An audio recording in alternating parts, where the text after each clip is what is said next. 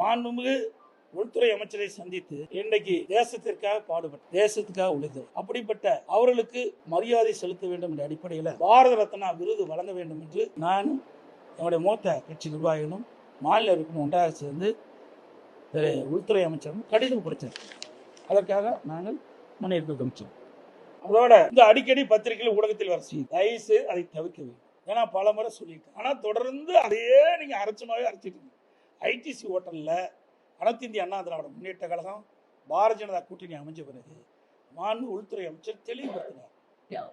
அனைத்து இந்திய அண்ணா திராவிட முன்னேற்ற கழகத்தில் உள்கட்சி விவகாரத்தில் நான் தலையிட மாட்டேன். எல்லா பத்திரிகைகளும் ஊடகத்தில் இருந்திருக்குது, என்கிட்ட ஆதாரம் இருக்குது.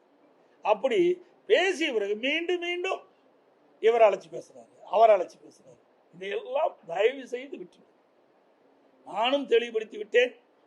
அப்படி எந்த பேச்சுவார்த்தையும் நான் நடத்தவில்லை அவரோடு. அவரும் எங்களோட உள்கட்சி விவகாரத்தை தலையிடுங்க. இதுக்கு முற்றுப்புள்ளி வைத்து விட்டேன். மீண்டும் யாரும் தயவு செய்து அருள் கூர்ந்து பத்திரிகையாளர் ஊடக நண்பர்களும் இந்த செய்தியை வெளியிட வேண்டாம் என்று அன்போடு கேட்டேன். அவர்களும் சொல்லிவிட்டார், நானும் சொல்லிவிட்டேன். இதோடு முடிந்து விட்டது.